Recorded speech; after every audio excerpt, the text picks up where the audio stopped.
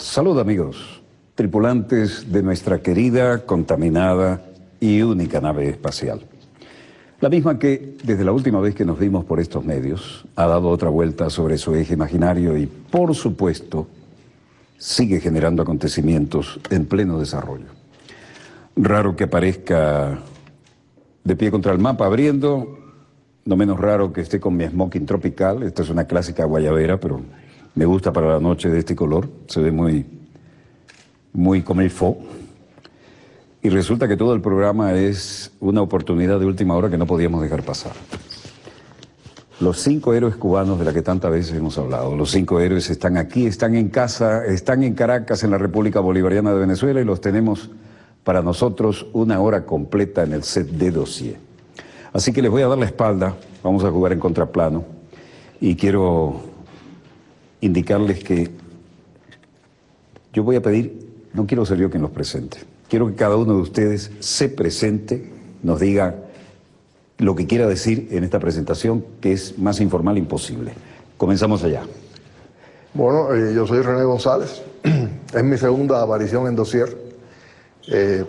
Estuve 13 años en las cárceles norteamericanas por infiltrarme en grupos terroristas en Miami, y estamos aquí pagando tributo al pueblo venezolano, a Hugo Chávez, por su apoyo y por el cariño que mostraron hacia los 5 durante todos estos años. Mi nombre es Fernando González York, uno de los 5. Serví 15 años, 5 meses y 15 días en una prisión norteamericana por las causas que ya René ha mencionado.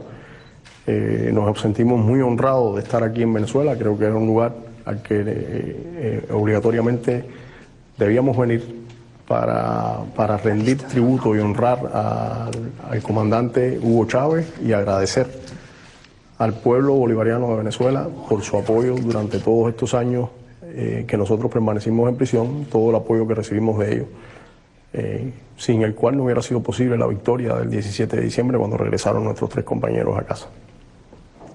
Mi nombre es Antonio Guerrero Rodríguez. Cumplí 16 años de prisión, de injusta prisión, y ya explicaron mis compañeros, nuestro objetivo en las misiones que cumplimos era sencillamente proteger a nuestro país y con ello proteger a cualquier ciudadano del mundo de ese flagelo tan inhumano que es el terrorismo. Finalmente se logró nuestra libertad el pasado 17 de diciembre del 2014, y estamos aquí en la patria de Bolívar y de Chávez para agradecerle a este pueblo, para agradecerle a estos hermanos todo el apoyo que nos brindaron, y para sentirnos aquí en la gran patria hermana de Venezuela. Y ha sido un día maravilloso hoy en este comienzo de nuestro recorrido, de nuestra visita. Bueno, mi nombre es Ramón Labañino Salazar. Nosotros, junto a mis hermanos Antonio y Gerardo, cumplimos 16 años al final de una injusta sentencia debido a la lucha antiterrorista que nosotros 5 realizábamos.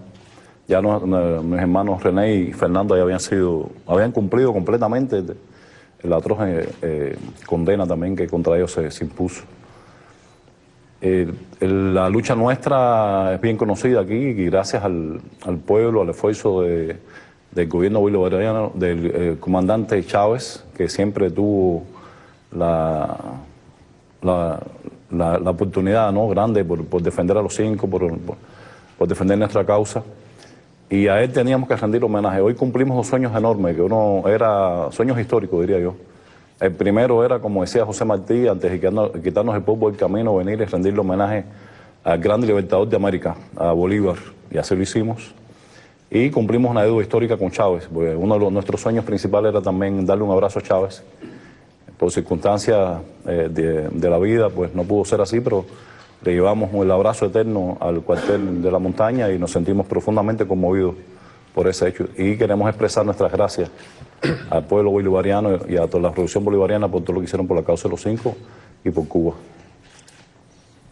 Gerardo Hernández Nordelo, 16 años, 3 meses y 4 días en prisiones del Imperio por defender a nuestro pueblo de terroristas que históricamente han actuado con total impunidad desde territorio de Estados Unidos. Un país que dice estar en guerra contra el terrorismo, pero para el cual obviamente existen terroristas buenos y terroristas malos. Hoy cumpliendo un viejo anhelo, que es estar aquí agradeciendo al pueblo venezolano el apoyo y la solidaridad con la que nos acompañó por estos 16 años en prisión. Gracias. Bueno, hechas las presentaciones, es un placer poder hacer un programa en Guayabera, además no andar encorbatado, pero lo fundamental es que esto nos ayuda a mantener la informalidad con que siempre que hemos podido nos hemos comunicado, ¿no? Nos sentimos honrados con la presencia de ustedes y creemos que es el momento de dar los testimonios que a veces no han sido dados porque siempre queda algo y no hay nada. La experiencia es intransferible, dicen, pero se puede aprender de la experiencia ajena, ¿no? ¿Cuál fue el momento más duro de todos estos años, Gerardo? Bueno, obviamente el momento más duro, y hay que ser breve, es el arresto y los primeros días, los días subsiguientes. Yo vivía con mi familia en Miami. El arresto típicamente es un asalto, no diferente de las películas. Y a partir de ahí eres sacado bruscamente de tu hogar. La familia queda a merced del FBI, que se quedó ocupando en tu casa. En el caso nuestro fueron un poco más allá de lo normal y después de pasarnos por el FBI nos llevaron para la sección de las celdas de castigo en la cárcel federal de Miami. Y realmente es un momento difícil. De pronto te das cuenta que todo lo que tenías garantizado ya no está. Está tu familia en la casa, sin que tú sepas cómo van a poderse librar de esa situación. De hecho, esa casa mi familia la perdió como resultado de esta historia. Y realmente fueron días esos primeros días fueron fuertes. Ellos nos pusieron en solitaria, sin prácticamente nada en la celda. Y lo hicieron todo calculadamente, de modo que entre el sábado por la mañana, que fue el arresto, y el lunes me dieran unos días para que uno recapacitara, por decirlo de alguna forma. Para mí fue así de difícil hasta el día que bajamos a la corte por primera vez el lunes, y esto es parte de estas historias que no se conocen mucho. Todo está preparado para que sea un espectáculo. O sea, estamos hablando de los presos con un overol anaranjado, bien feo, encadenado, con un aspecto patibulario porque te han mantenido en una celda de castigo sin un cepillo de dientes, sin un peine, y de pronto se abre un elevador y sale la cordillera de presos y el circo romano ese que está esperando a los presos para divertirse, para gozar de la humillación de haber detenido 5 cubanos. Y realmente cuando yo salgo ahí, en ese espectáculo, lo primero que hago es buscar a mi familia, porque solamente ver la cara de mi esposa, de mis hijas. Y de pronto en medio de esa búsqueda oigo una voz de un infantil que dice, ¡papi! Y cuando miro era mi hija, adolescente, levantándome la mano frente a todos ellos, poniéndome el dedo hacia arriba. Yo creo que ahí se acabó la ansiedad, ahí se acabó el estrés, ahí se acabó la preocupación. Y a partir de ese momento emprendimos la tarea de resistir hasta el día de hoy con más fuerza. Yo creo que en esos momentos difíciles que describe René, que fueron los momentos iniciales, y que yo coincido con él en que fueron los más difíciles,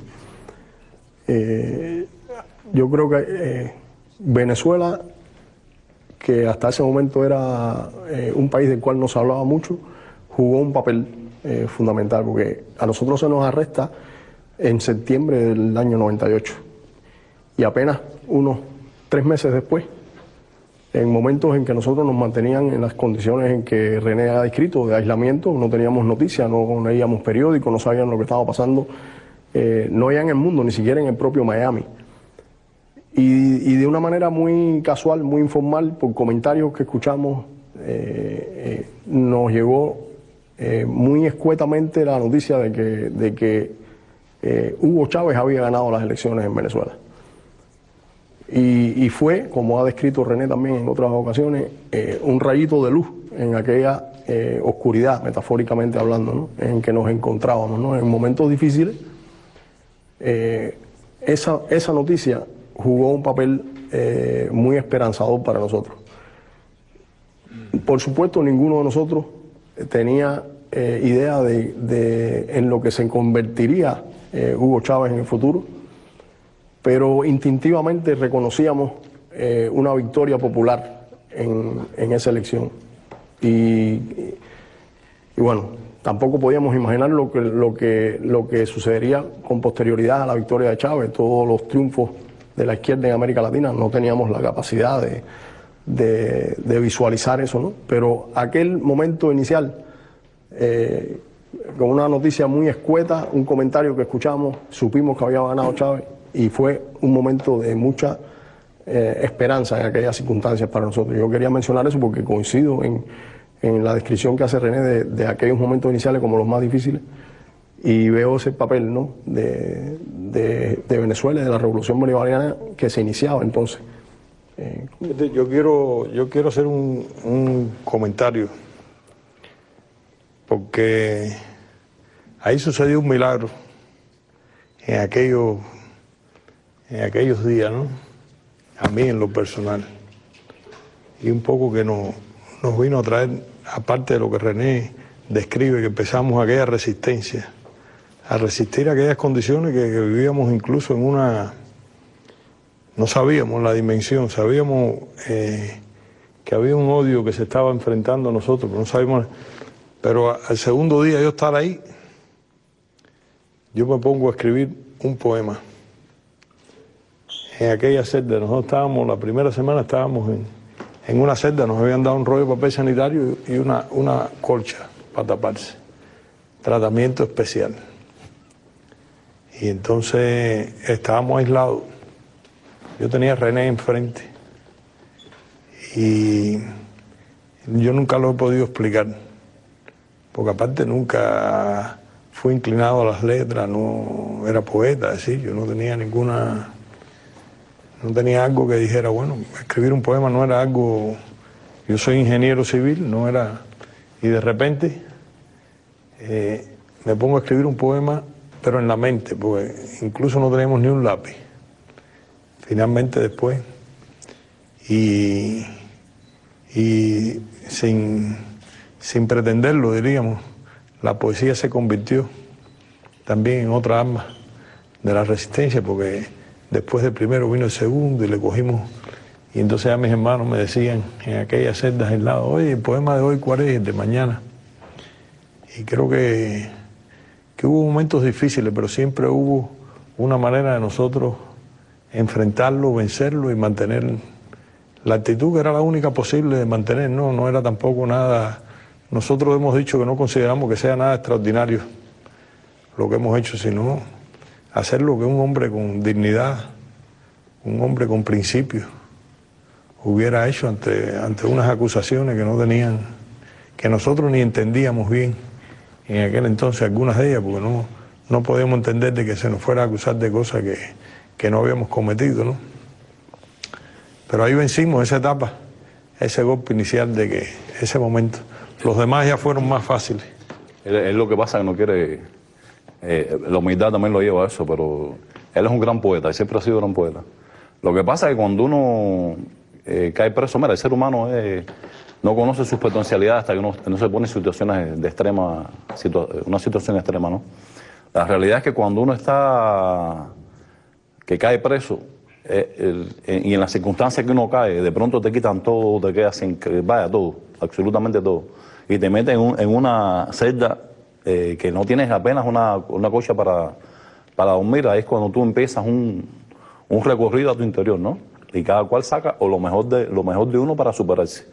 Entonces él siempre tuvo un poeta escondido, y siempre tuvo esa inclinación. Yo también escribí un poco de poema, pero a mí lo que me da gracia, porque es un poco cómico, ¿no? Nosotros salíamos a compartir juntos y le empezamos a criticar sus poesías y le empezamos a dar ánimo para que escribiera más. Y ahí en ese proceso se fundó mucho más la amistad nuestra, la fidelidad. Yo pienso yo sí quería señalar un detalle, porque ahora que estamos aquí vamos a hacerlo bastante coloquial, ¿no? Hay detalles en nuestro arresto que nos unió profundamente desde el primer momento. Y hay cosas que no se explican, ¿no? Quizás entre revolucionarios, entre personas que fuimos educados con los conceptos nuestros de patria, de humanidad, como dijo José Martí, hay cosas que no hace falta explicarse para conocer a los hombres. Y eso nos pasó a nosotros 5. Hay cosas que hoy en día no podemos explicarse. Y nosotros, cuando sucedió el arresto, vimos que 5 estábamos claros que estábamos firmes en nuestras posiciones, que nunca íbamos a quebrantar, que nunca íbamos a doblegarnos, que preferiríamos morir en la prisión antes de arrodillarnos de ninguna manera, de ninguna forma. Y yo quiero destacarlo aquí porque, bueno, siempre forma parte de nuestro, yo diría, de nuestro orgullo de los 5, ¿no? Que me acuerdo que al principio que al preso, Gerardo tuvo una actitud muy encomiable que nosotros siempre hemos analizado entre nosotros. Y en aquella situación difícil que cayeron otros compañeros que incluso tenían familia y cosas parecidas, Gerardo tuvo la postura incluso de echarse la culpa del resto de las personas, ¿no? Entonces, eso te demostraba la calidad humana con la que estábamos rodeados. Éramos hermanos de lucha, éramos compañeros que en estas circunstancias especiales nos unimos, pero eso te demuestra también que estabas ante personas que aún siendo hermanos nuestros, se crecían en esas circunstancias, ¿no? Y nosotros no podíamos menos que estar a la misma altura siempre, ¿no? Y en eso nos conmovió mucho, por supuesto, la imagen. En ese proceso uno va mucho a la historia patria, va a Hugo Chávez cuando salió presidente, va a Fidel, va a Martí, y eso formó parte yo pienso, esencial en nuestra resistencia, ¿no? Y yo quiero brevemente, y quizás voy a hacer un salto un poco brusco, pero no quiero dejarlo señalar porque sé que aquí va a empezar a hablar y con nosotros con los cuales empezamos a hablar no terminamos. Y entonces quiero aprovechar esta oportunidad también para brindarle nuestro apoyo al pueblo bolivariano que está pasando por un momento tan difícil y tan complejo, en la cual la amenaza imperial una vez apunta sus lanzas sobre el pueblo de Bolívar. Y con la cosa loca de poner a Venezuela como una amenaza a la seguridad nacional de Estados Unidos, lo cual obviamente es totalmente falso. Así que nuevamente nuestro apoyo, nuestra solidaridad. Nosotros somos soldados de la patria de Bolívar, también de la patria grande, y aquí estamos para servir a Venezuela y para honrarla. Así que aquí quería decir. Tuvimos muchos momentos difíciles en prisión, y justo ahora en libertad es que hablamos de eso, porque en su momento no queríamos preocupar a nuestros familiares, ni queríamos preocupar a las muchísimas personas que en Cuba se ocupaban de nosotros, ¿no? Y se preocupaban por nosotros. Pero tuvimos experiencias como, por ejemplo, estar hablando con alguien y 10 minutos después verlo salir muerto, apuñalado, o ver personas que se quitaron la vida. Son experiencias que para nosotros no eran para nada común y fueron bien duras. Ahora coincido con mis compañeros que los momentos más difíciles estuvieron relacionados con aquellos primeros meses en el Hueco, el famoso Hueco que eran... Aclaremos qué es el Hueco, ¿no? Sí, porque además de cárceles de máxima seguridad, hay graduaciones que son mucho peores que el concepto ese, ¿no? Exacto, sí. En realidad muchas personas escuchan del Hueco y piensan que es un hueco. Es como los presos llaman a una sección que hay en las prisiones, que el nombre oficial es Unidad de Alojamiento Especial, o SHU, Special Housing Unit, y son celdas de castigo. Claro, las condiciones dependen del tipo de prisión que sea. Hay prisiones nuevas en las que estructuralmente hay un poco de mejores condiciones. Hay prisiones muy viejas como Lompoc en California, que las celdas son bien estrechas, con salideros, con humedad, porque no existe aire, etc. Allí a nosotros, después que nos arrestaron y después que quisieron comprarnos y después que quisieron que traicionáramos a nuestro país, a nuestra revolución, porque ese era el plan. El plan no era tenernos en prisión tanto tiempo resistiendo, el plan era que nosotros traicionáramos a Cuba y utilizarnos como utilizan a todos los traidores, ¿no? Después que nos negamos, pues nos pusieron ahí 17 meses en esas celdas de castigo, los primeros 6 meses en condiciones de aislamiento solitario, y al coincidir que eran, bueno, obviamente una experiencia nueva para nosotros, bastante traumática por así decirlo, pues fueron meses muy duros. 3 de nosotros teníamos identidades falsas, y entonces obviamente no podíamos escribirle a nadie, ni podíamos llamar por teléfono a nadie, ni recibir llamadas, ni recibir cartas, ¿no? Porque en realidad no teníamos la familia, no pertenecíamos al país al que decíamos pertenecer. Entonces fueron meses muy, muy duros. Pero también, como decían mis compañeros, fueron meses en los que aprendimos mucho y conocimos la calidad humana de cada cual y nos comenzamos a sentir muy orgullosos de cada cual, y ahí se forjó, digamos, nuestra hermandad para toda la vida, porque de los momentos difíciles precisamente surgen grandes cosas. Debe haber una forma de hacer una síntesis que escapa a mi capacidad en ese momento. La suma de experiencias, la experiencia es intransferible, obviamente, ¿no? Pero lo que llama la atención es que en esta misión en la que ustedes van allá a insertarse para tratar de evitar la ola, esto es lo que la gente no tiene muy claro, la ola de atentados terroristas que se estaban suscitando en La Habana, por poner un ejemplo sencillo, ¿no? ¿Hasta qué punto esta misión tuvo resultado en eso? Yo no le doy la palabra a nadie, la toma quien quiera. Bueno, yo creo que tuvo resultado, pero primero quiero referirme al término que usted utilizó, porque fue un término que fue discutido durante el juicio, y usted decía una ola de atentados, que es realmente lo que sucedió.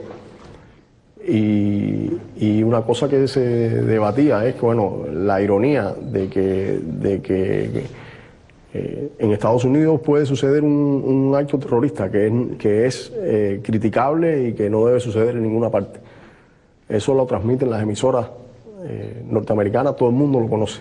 Sin embargo, en Cuba se estaban sucediendo esos actos terroristas y el mundo no lo conocía. Pero además, no solo que el mundo no lo conocía, sino que las mismas autoridades del Buró Federal de Investigaciones en sus testimonios, en los juicios, en el juicio nuestro, y los fiscales no consideraban eso como una ola de atentados terroristas. Yo no sé cómo los consideraban como hechos aislados, no querían darle esa terminología, y por eso a mí me es un país que vive de la famosísima capacidad de manejo del turismo y del altísimo nivel de satisfacción de la mayoría de los que han visitado Cuba en plan turístico. De pronto se encuentra que en un hotel de primera categoría están estallando bombas, o que muere un turista italiano, como fue el caso, ¿no?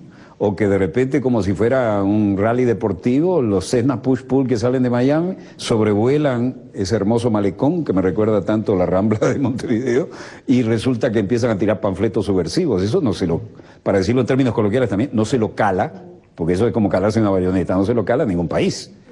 Ahora, el caso aquí es muy interesante, porque entre ustedes hay pilotos instructores, tienen diferentes especialidades. Tenemos gente que ha nacido en Chicago. ¿Cómo es eso? Bueno, tú decías una cosa interesante, Walter. Yo nací en Chicago. Mi padre era pelotero, fue a jugar pelota a Estados Unidos. Tengo ascendencia materna norteamericana, se encontraron los viejos en Estados Unidos, y bueno, nací en Chicago, Antonio nació en Miami. Pero me hiciste recordar una cosa, cuando el juicio de nosotros está por contar. El juicio no se ha contado, no se conoce el juicio de los 5. Se conoce el caso de los 5, pero no se conoce el juicio. El juicio lo estamos contando. Yo hice un diario, estoy tratando de hallar el tiempo para terminar de editarlo. Toda la patria grande nos está viendo, y además voy a dar testimonios aleatorios. Por ejemplo, tengo correos de la Universidad de Osaka, en Japón, por decir algo. Tenemos emisoras retransmitiéndonos, aunque sea el audio, en California, así que es el momento de... Pero yo quería referirme al punto de viraje en el juicio. Sí, sí. Porque cuando nosotros empezamos el juicio éramos los espías de Castro. Y claro, habíamos establecido ciertas relaciones con lo que se llaman los marshals, los alguaciles que nos cuidaban, nos custodiaban. Y había una relación personal de respeto, pero siempre distante, porque éramos espías que le estábamos haciendo daño a Estados Unidos. Cuando empieza el juicio, los primeros síntomas de resquebrajamiento de esta imagen creada por la Fiscalía empiezan a aparecer cuando no aparece ninguna evidencia de espionaje. Todos estos oficiales son exmilitares, saben lo que es espionaje, saben lo que es secreto, y empiezan a participar en las sesiones de juicio y se dan cuenta de que está terminando el año 2000 y no aparece ninguna evidencia de espionaje. Y yo recuerdo que estamos regresando para el receso de fin de año y ellos vienen diciendo, oye, pero esto es lo que hay en el juicio. Y nosotros nos reíamos con ellos, decíamos, bueno, entretente ahí que no va a haber más nada. Pero cuando empieza a ventilarse el caso del derribo de los hermanos Rescate, los fiscales se oponen virulentamente a que se presenten videos de esas violaciones a las que tú hacías referencia. Yo recuerdo la discusión claramente, cuando están los fiscales tratando de que no salga el video, los abogados de la defensa tratando de poner el video, hasta que al fin logramos poner el video, porque hay que decir también que presentar cualquier evidencia para la defensa fue una lucha a muerte, porque los fiscales no querían que saliera nada en el juicio. Yo recuerdo a la jueza preguntar, cuando el abogado de la defensa está tratando de introducir el video, le dice a la jueza, señora jueza, que ese video muestra el vuelo sobre el malecón. Y la jueza como que cree que entendió mal. Y dice, sobre el malecón, dice, sobre el malecón. Y la jueza sigue para el fiscal. El vuelo es sobre el malecón y la fiscal ahí se queda y dice, bueno, sí, su señoría. La cara de la jueza se transformó. Y a partir de ese momento los fiscales empezaron a perder el juicio completamente y lo perdieron. Es que es insólito, yo alcancé ese video y es un vuelo rasante a menos de 100 metros sobre el malecón. Cuando nosotros salimos de la corte en un avión de otro país y además lanzando panfletos. Cuando salimos de la corte ese día, los alguaciles ya eran otras personas. Y nos iban diciendo, pero ¿cómo es posible que Cuba haya aguantado tanto? O sea, usando sus palabras, ¿cómo es posible que Cuba se la haya calado tanto? Y que haya tenido la paciencia de permitir que esa gente violaran el espacio aéreo de esa manera y los haya dejado irse. O sea que esa fue la tónica del juicio nuestro, que repito, está por conocerse y aquí no vamos a tener tiempo que se conozca, pero por ahí, para decirlo en una frase de cubana, van los tiros de juicio. Todo el juicio fue más o menos un conflicto como este que acabo de contar. Y realmente fueron casi 7 meses de juicio. Es interesante. 7 meses de casi juicio. 7 meses. Casi 7 meses. Pero es interesante porque eso te demuestra también el nivel de manipulación mediática, ¿no? Porque no se conoce, o sea, cuando ellos se dieron cuenta, es muy interesante porque al principio del juicio van varias cadenas de televisión y de radio a cubrir el juicio. Pero cuando empieza la evidencia y a mostrarse la evidencia de la defensa, que lo que nosotros mostramos en el juicio es que bombas que querían poner en un hotel en La Habana, un atentado al comandante, un barco lleno de explosivos que se evitó que explotara. Iba a ser otro que salía por una así. bomba. Por eso tú hiciste una pregunta que un poco que no te voy a responder. Esos son varios actos que más o menos tratamos de evitar, ¿no? En general en el grupo. No sé, cuando las personas, la prensa norteamericana, la media grande, porque al principio aparecieron 2 o 3 medios grandes, no puedo mencionarte exactamente cuáles, pero aparecieron. Cuando se dieron cuenta que era una cosa que era totalmente adversa a los medios norteamericanos, o sea, están demostrando que son antiterroristas, que lo que vinieron a Estados Unidos es a evitar que pusieran bombas en nuestra patria y a la vez evitar que pusieran bombas en Estados Unidos, porque cuando tú evitas que pongan una bomba en un avión, tú estás salvando la vida de todos los ciudadanos que están dentro de esos aviones. Y ahí puede haber ciudadanos americanos, chinos, japoneses, indios, puede haber de todo tipo de ciudadanos. Entonces, cuando ellos se dan cuenta que el juicio está abismalmente a favor nuestro, se desaparece la prensa. En la prensa norteamericana, excepto en Miami, solamente se reportaba poquito. Y la prensa incluso empieza a rebotar que no, que los espías cubanos habían virado juicio en contra de los que estaban en banquillos los acusados. Pasaron a ser terroristas, que era lo correcto. Porque mira, el juicio de nosotros duró casi 7 meses. Yo te puedo asegurar aquí, por mis hermanos te lo puedo asegurar. Nosotros fue el periodo que más disfrutamos, a pesar del cansancio, porque te levantan a la casa a las 2 de la mañana y tienes que estar encadenado y pasas hambre y pasas frío y es terrible, porque un juicio te ponen en situaciones que de verdad tú quieres, vaya, lo hacen para que la gente no quiera ir ni a juicio, porque te la ponen difícil. Pero fue tanta la fuerza que tuvimos en demostrarle ahí mismo en su terreno de combate, ¿no? Porque nosotros fuimos al terreno de combate y nosotros dijimos, bueno, ellos quieren pelear por la justicia norteamericana, vamos a luchar con la justicia norteamericana, a enseñar nuestra verdad. Y era bonito ver que nosotros pudimos, y eso que el 80% de la evidencia no la podemos utilizar. Pero la poca evidencia que pudimos utilizar era todo atentados y bombas y los generales, incluso había generales y gente de alto rango norteamericano que decía, aquí no hay espionaje, esto no existe, aquí no hay bomba, aquí esta gente lo que están haciendo es protegiendo a su país. Eso nos dio una fortaleza tremenda. Y para terminar la idea, no quiero ser tan extenso, Pero en los marchas a la final nos invitaron a tomar café. Antes de la sentencia, ellos estaban convencidos que nosotros íbamos a ser declarados no culpables. Convencidos. Y son gente profesional, yo estoy hablando de gente. Y que han visto cantidad de juicios. Y ellos se sorprendieron tremendamente cuando vieron que nos declararon culpables. Yo pienso que la pregunta que usted hacía, fíjate, yo creo que el juicio, lógicamente la actividad para detener el terrorismo no es de 5 personas. ¿Tú sabes? Es de un país que no ha contado con la contribución del país donde se origina eso. Y entonces tiene que recurrir a hombres que no son 5, que son más de 5, son gente que voluntariamente hacen la actividad como la que hicimos nosotros.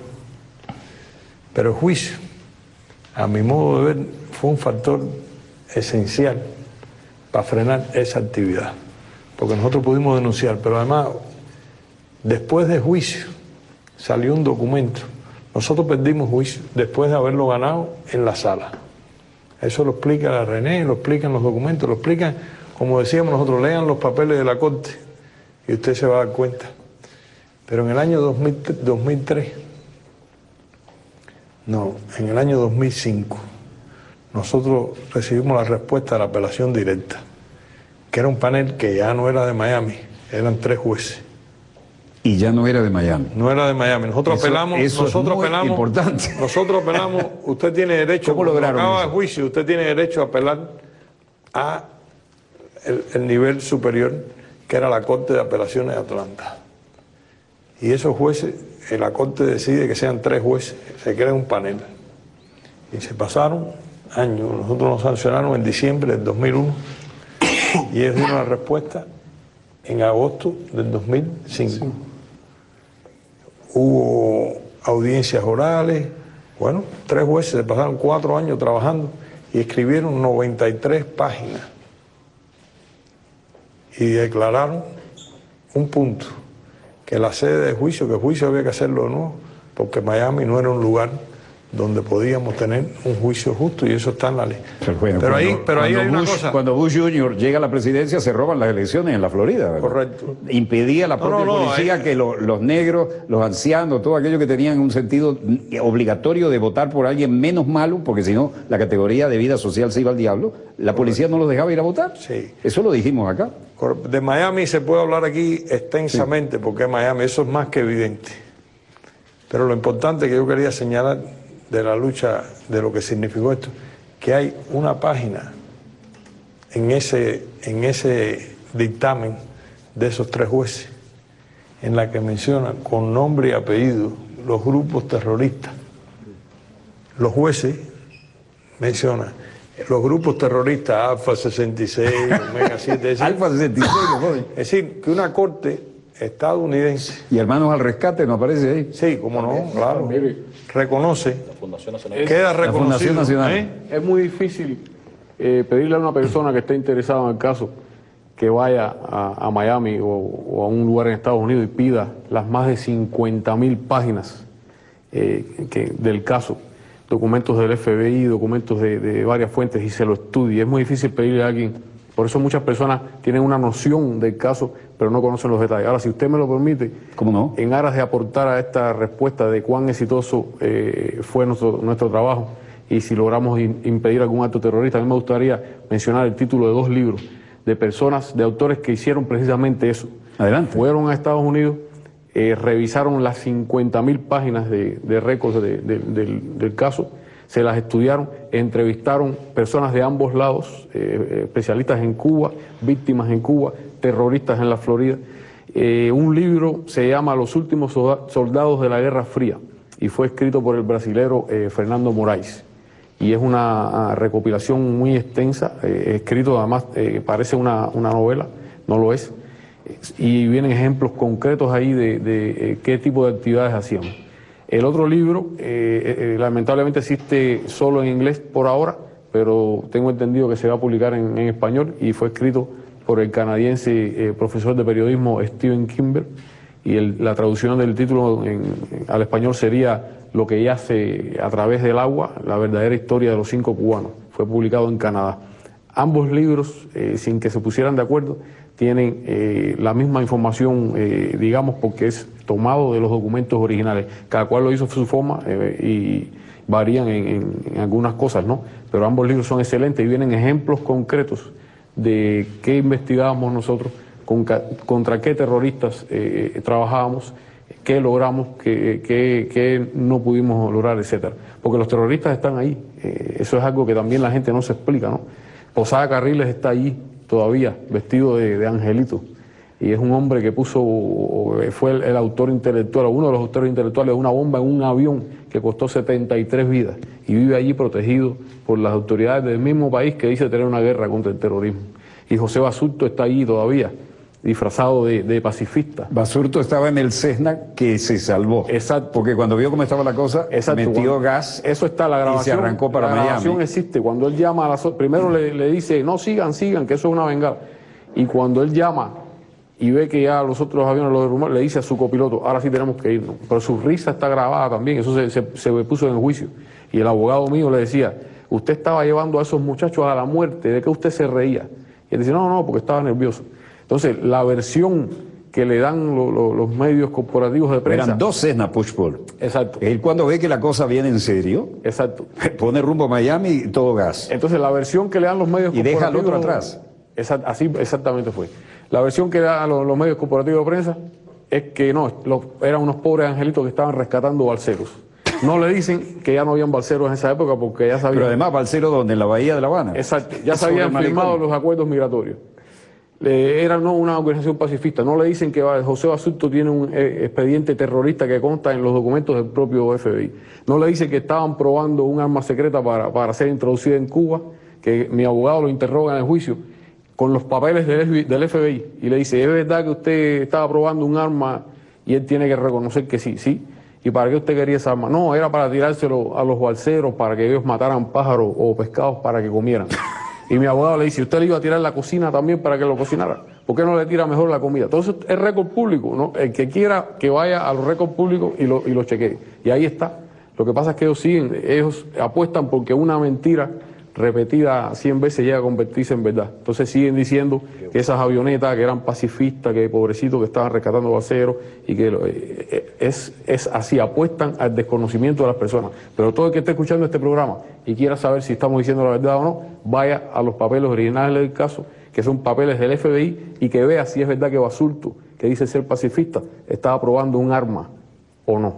Que vea si es verdad que Basurto fue a Cuba en una lancha y disparó un cañón contra un hotel, o no. Esa persona que dice ser seguidor de Mahatma Gandhi, que vea. Yo quiero agradecer al presidente de Venezolana de Televisión, al colega y amigo Yuri, que nos ha dado la oportunidad de no hacer cortes, porque esto está muy bueno. Vamos a seguir la hora completa. Adelante. No, yo decía que algo que está vinculado con lo que dice Gerardo, ¿no? La necesidad de ir al récord de lo que fue el juicio, de los transcritos de las audiencias, y lo que dice René, de cómo ese juicio se fue virando.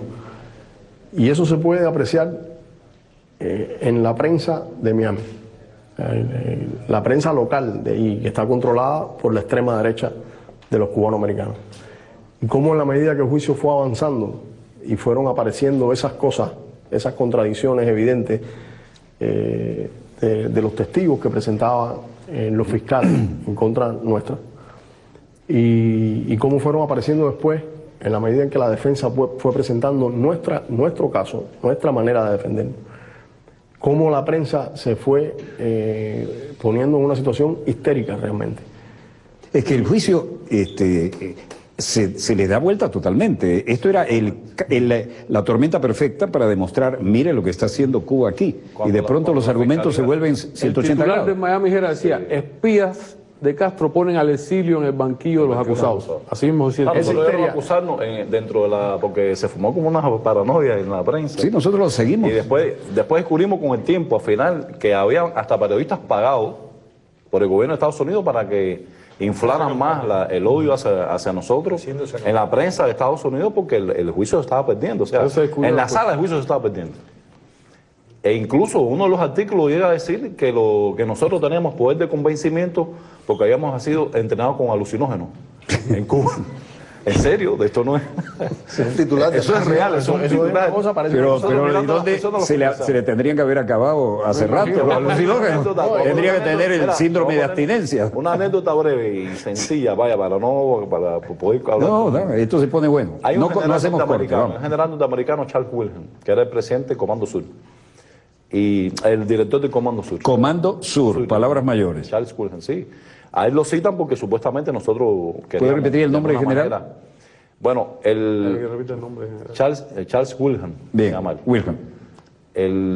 Charles Wilhelm. Era el director del Comando Sur y entonces de alguna manera decía, bueno, no, estos pues son peligrosos, son espías. Y lo llevan a la corte, la fiscalía como un testigo a favor de la fiscalía.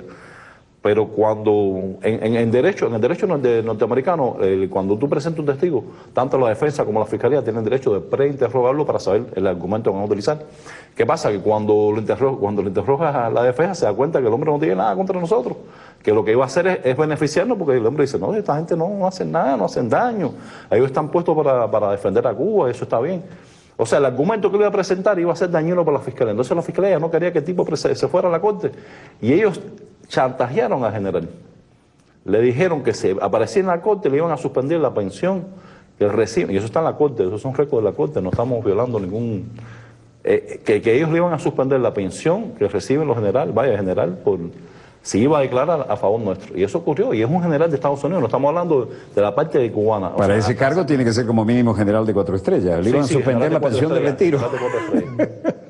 Y son cosas que sucedieron que uno se dice, bueno, esto es locura lo que está pasando aquí. Los mismos fiscales que jamás han encausado a nadie en Estados Unidos por el terrorismo contra Cuba, cuando esas personas fueron a declarar en el juicio, a reconocer lo que ellos hacían, porque además alardean de eso, han tenido tanta impunidad a lo largo de los años que alardean de eso abiertamente.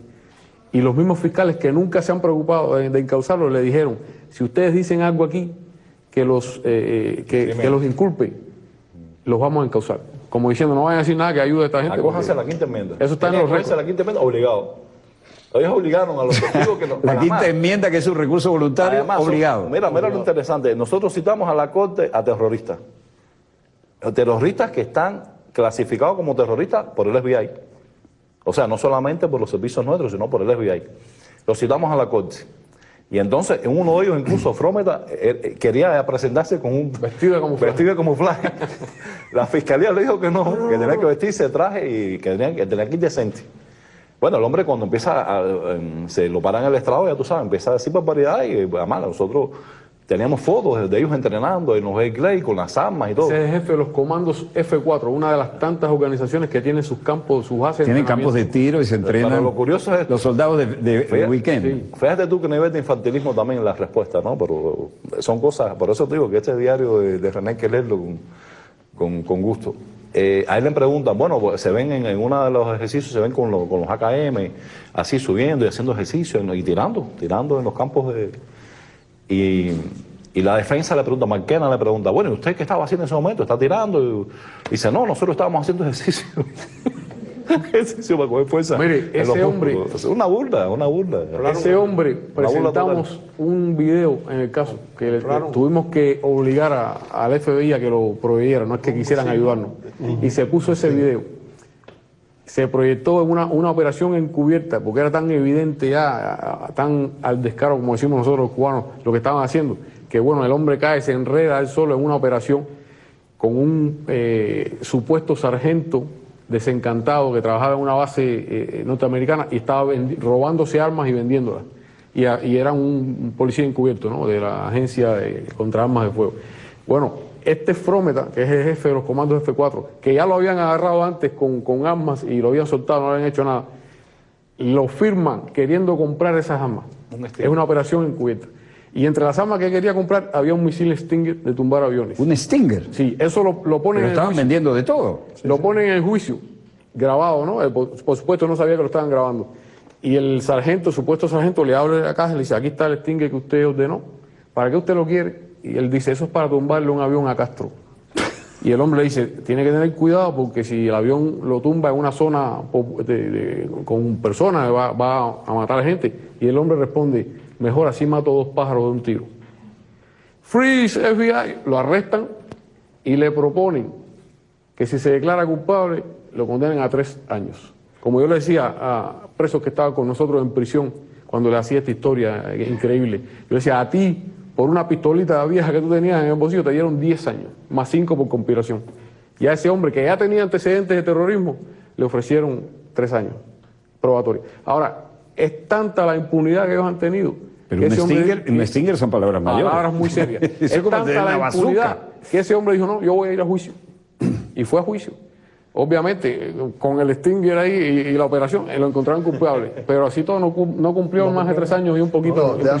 Es un misil de combate aire-aire, además. Déjame corregirlo. A él le ofrecieron 1 año de libertad de prisión domiciliaria si se declarara culpable.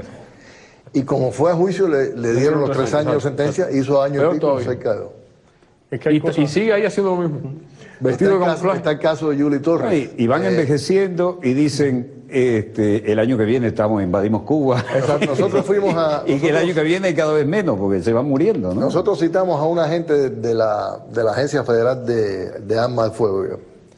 Yuli Torres es el nombre de la gente. Esta señora interceptó un bote camino a Cuba de uno de estos grupos terroristas. Tenían los AK, tenían granadas, tenían explosivos en el bote. Y le incautaron el material y lo soltaron. Y el abogado le preguntó, pero usted no los encausó por violación de las leyes de las armas. Dice, no, el problema es que me dijeron que estaba pescando langosta. Así mismo. Así mismo. Y llevaban mapas de Cuba. Y repito, porque ahora los medios propagandísticos van a decir, los espías de Castro mienten, que vayan a la información original del caso, los papeles de juicio y del FBI, y que digan si estamos mintiendo o no. Y Ahí está todo. Y hay cosas que, aunque no son parte del récord, o sea, de los testimonios recogidos en el juicio, están relacionados. Y es que con posterioridad a juicio nuestro sale a relucir que el expediente que el FBI mantenía sobre Posada Carriles fue destruido. O sea, el FBI destruye el expediente de Posada Carriles. Y cualquiera se puede imaginar que en un país que está inmerso en una guerra contra el terrorismo en ese momento, la aprobación de destruir un expediente de una persona con ese historial no puede ser de un funcionario de un buró. Tiene que ser con ciertos niveles de aprobación bastante elevados. Y de pronto, cuando empiezan a hacer la investigación, que Posada Carriles aparece en Miami así y dice, aquí estoy, sale a relucir que el expediente de Posada Carriles había sido destruido. ¿A quién se le ocurre, ¿no? En el medio y son las cosas que nosotros estábamos denunciando en el juicio. Esta impunidad con la que se funcionaba. Y por acá hizo de las suyas también, ustedes creo que saben de eso, ¿no? Sí, claro. Tristemente. De hecho, el crimen de Barbados se preparó aquí. Yo en general tengo a veces una... Me gustaría tocar lo del crimen de Barbados. Yo tengo a veces una discrepancia con el concepto, que lo usamos mucho, pero yo, lo personal, discrepo un poco con el concepto o con la definición de autor intelectual. Él fue un autor material del crimen de Barbados. Él lo organizó aquí, lo preparó. El único que no hizo él fue poner la bomba personalmente. Para mí, autor intelectual de Moncada fue Martí, por sus ideas. Pero este delincuente, que además aquí fue acogido por los gobiernos de la Cuarta República y fue un torturador, y hay venezolanos todavía que andan por las calles de Venezuela que fueron víctimas de este hombre, fue autor material de ese crimen. Lo organizó desde una oficina que tenía aquí y envió a estos 2 individuos a poner la bomba. Y aquí andaban como sobreprotegidos, ¿no? La gente que andaba en eso, porque Posada Carriles aquí se manejó en cuerpos de seguridad del Estado, ¿no? Con absoluta impunidad. Y lo lamentable es que no estamos hablando del pasado, estamos hablando de ahora. Claro. Todavía Posada Carriles está en Miami. Orlando Bosch murió hace un tiempo, pero estos personajes están ahí, o sea, son intocables. Como son intocables muchos incluso de los terroristas y incluso de gente que tienen cuentas incluso con nuestros pueblos que van y se asilan en Estados Unidos y no les pasa nada. O sea, la justicia para tocarlos ahí es difícil. Cuando tú vives una extradición por un crimen de esto, como por ejemplo en Argentina, los que acabaron con el pueblo argentino, con los desaparecidos, con las madres, tú sabes, es difícil. Entonces, eso es la complejidad, ¿no? Es lo difícil de entender esa política del gobierno de Estados Unidos, que por un lado quiere luchar contra el terrorismo, pero por el otro lado, en su territorio, tiene terroristas en su propia lista del FBI, declararon su propia lista que son terroristas. En un tiempo, Orlando Bosch fue declarado el terrorista más peligroso del hemisferio occidental, no por la inteligencia cubana, por ellos mismos. Y ese hombre estaba ahí, y no pasó nada, y es la impunidad lo que lleva a estos hechos, por eso hombres como nosotros harán falta siempre, ¿no? Porque mientras existe esta política de que tú sabes, de diferencias, de doble rasero, tenemos que sentarnos claramente a hablar claro y todos estos puntos dejarlos de una vez por todas atrás. Yo quiero rendir tributo también a las mujeres que hay detrás de estos hombres, ¿no? Claro. Pero mire... esas son las verdaderas heroínas. Yo creo que ustedes tendrán algo que decir y a mí me emociona decir esto. Yo te puedo hacer un cuento de la mía. Por favor, porque nosotros reivindicamos muchísimo el papel de la mujer en Venezuela, ¿no? Y queremos ese testimonio. Yo, como se sabe, caímos presos en septiembre del 98 y el juicio comenzaba en noviembre del 2000. Y aparentemente ellos habían guardado como moneda de cambio la posibilidad de chantajearme a costa de la permanencia de mi esposa en Estados Unidos. Ella tenía la residencia norteamericana, vivía ahí con mis 2 hijas. Por suerte, en agosto del 2000, mi hija mayor estaba de vacaciones en Cuba. Y la Fiscalía me propone, ya como un último recurso, un acuerdo para que yo cooperara, no fuera a juicio. Y al final del acuerdo, como que me dejan entrever que si yo no coopero, pueden deportar a mi esposa. Obviamente yo no firmé ningún acuerdo, eso fue en agosto. Recuerdo que el día 13, mi cumpleaños, era domingo, ella fue a verme, conversamos. Y le dije, mira, me propusieron este acuerdo, está implícito, la amenaza de deportación está implícita en él, prepárate porque con esta gente cualquier cosa. Efectivamente, el 16 de agosto la detienen a ella. Y bueno, eso fue un golpe duro. Realmente, ese día yo la llamaba todas las mañanas, imagínense la ansiedad, localizándola, no aparecía. Al final mi abuela, que vivía en Sarasota y estaba a cargo de mi hija pequeña, que en ese tiempo tenía 2 años, es la que me dice que mi esposa está presa. Y ellos tienen la ocurrencia, vamos a decirlo así, de llevármela por la tarde para que yo la vea. Le ponen un overol de estos anaranjados, pero se buscaron, parece uno con el que pintaban alguna pared, todo manchado. Y la llevan a un lugar donde ellos ponen al gran jurado a recibir testimonio y la sientan ahí y me hacen entrar a mí a ese lugar. Cuando yo entro a ese lugar busco y la veo ahí, ella se levanta y viene para mí con aquel uniforme que estaba, hay que decirlo, estaba horrible.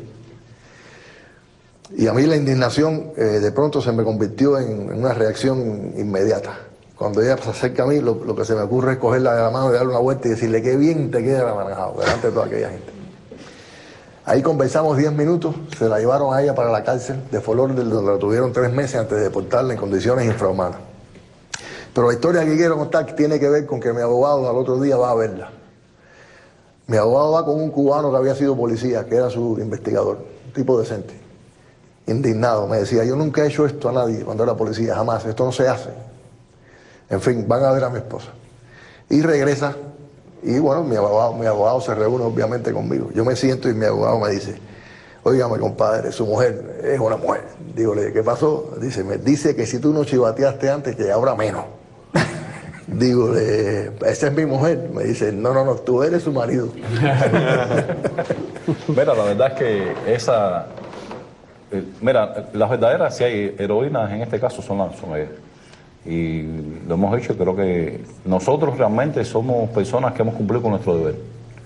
Y nosotros una vez nos plantearon esta tarea y nosotros, a sabiendas de las consecuencias, a sabiendas de los riesgos que podíamos incluso de dar la vida en este tipo de actividades, nosotros acatamos eso y lo sabíamos. Y en aquel momento, por razones propias de trabajo, no podíamos decírselo a nadie, incluidas nuestras esposas.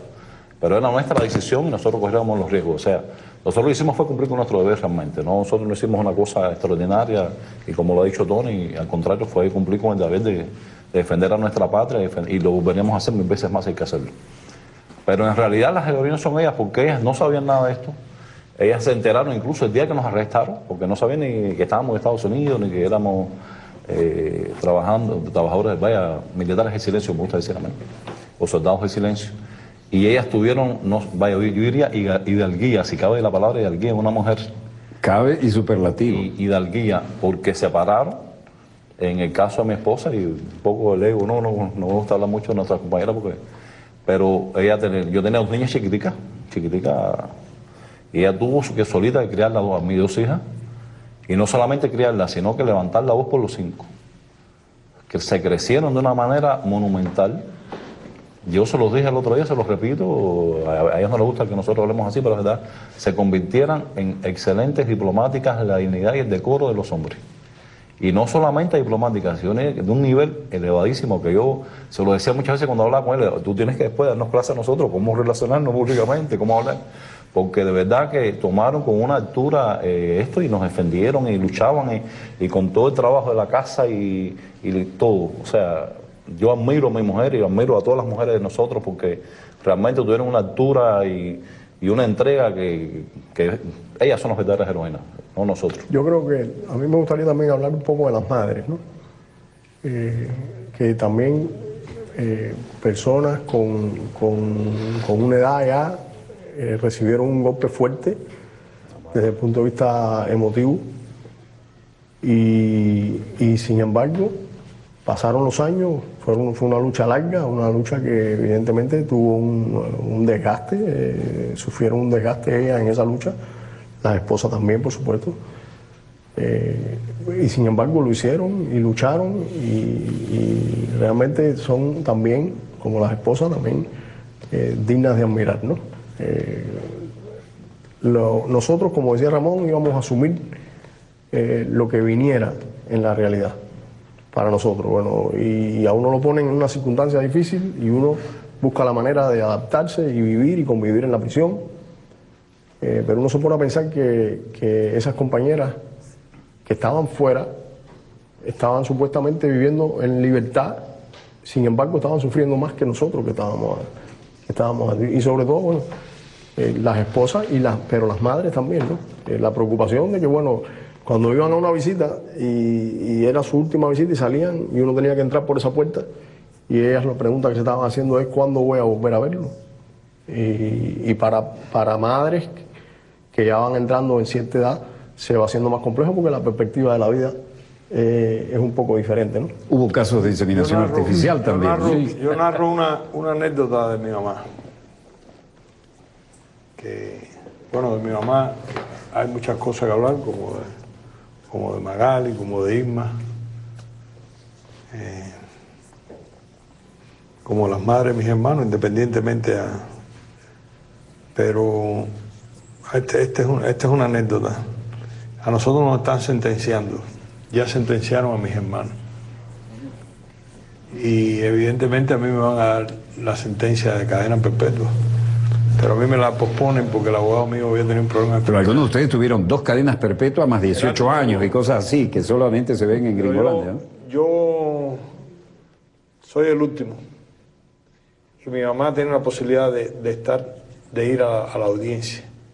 Pero el día antes, 1 o 2 días antes, ella va a la visita. Estábamos en el centro de Miami.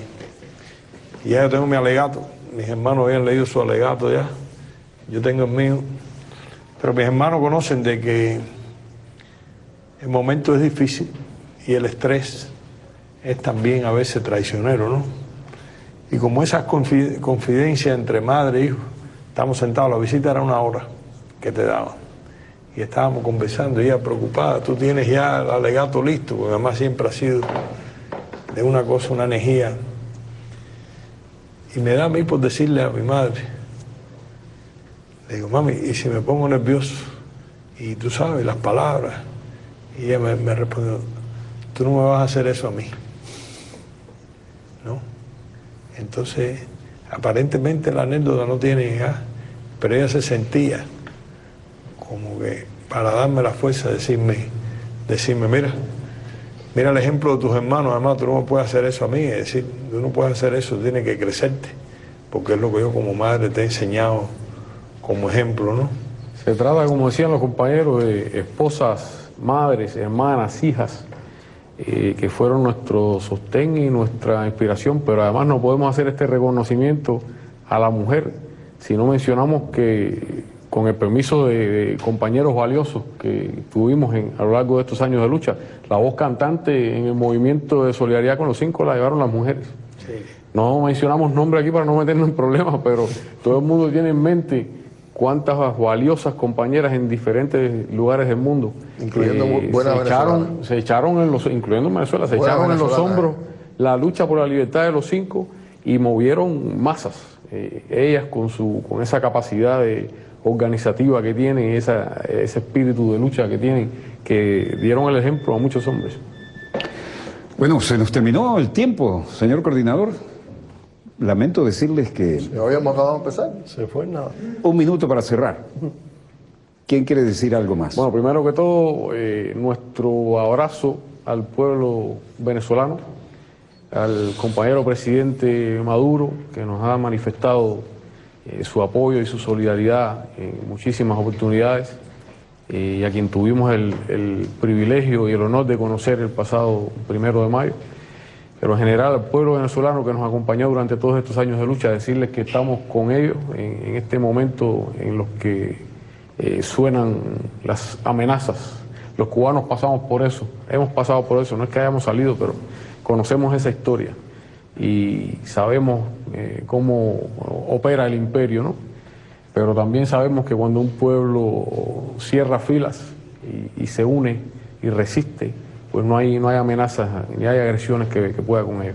Queremos que sepan nuestros hermanos venezolanos que estamos junto a ellos y que los 5 le manifestamos su apoyo y les agradecemos su solidaridad durante nuestros años de lucha y le agradecemos también esta acogida que hemos tenido estos días aquí. Bueno, yo quiero aprovechar el minuto que queda para decirles que quiero entregarles algo que es el fruto de muchos años de periodismo. Esto se llama 76 domingos en nuestra querida, contaminada y única nave espacial. Fue el libro más vendido en la Feria Internacional del Libro en Caracas, lo cual me enorgullece. Todos dicen que... ¿No era José Martí el que decía que todo hombre debe plantar un árbol, tener un hijo y escribir un libro? Bueno, ahí va mi sentimiento martiano y tendré el orgullo de dedicárselos personalmente. No me lo propuse, pero fue el más vendido de la feria y como yo doné todos los derechos, porque eso es lo que uno debe hacer con las obras de este calibre, porque es la editorial El Perro y la Rana que creó el comandante Chávez, ¿no? Muchas gracias. De Martí vimos hoy desde el cuartel de la montaña. Sabemos que estuvieron allí, tenemos el video. Por donde él entró a Caracas en aquellos tiempos y estábamos ahí en el cuartel de la montaña hoy. Y recordábamos a Martí, porque Martí dijo una vez, honrar, honra. Sí, señor. Y estábamos honrando ahí al eterno comandante Hugo Chávez, que por siempre nos apoyó y por siempre va a estar en los corazones de nosotros, en las batallas que vamos a dar, como está en el pueblo venezolano. Y Venezuela tiene en nosotros hombres y soldados para defenderla y para honrarla, igual que nosotros defendemos y honramos a Cuba, así que cuenten siempre con nosotros. Muchas gracias. Así será. Muchas gracias. Y como bien citaba el compañero, en esa época llegar a Caracas era subir por la montaña con suerte en lomo de mula, ¿no? Y como bien dijo, sin quitarse el polvo del calzado, fue preguntar dónde estaba el lugar para rendirle tributo a Bolívar. A usted, por supuesto, gracias por la invitación. No, honradísimos. Quisiera tener más tiempo, teníamos la imagen de ustedes en el cuartel de la montaña, pero he preferido este testimonio que es irrepetible. Y en cualquier caso, el equipo amigos, ¿cómo quedó eso? ¡Bien! ¿Cómo? ¡Muy bien! Disponga usted de las cámaras, señor director.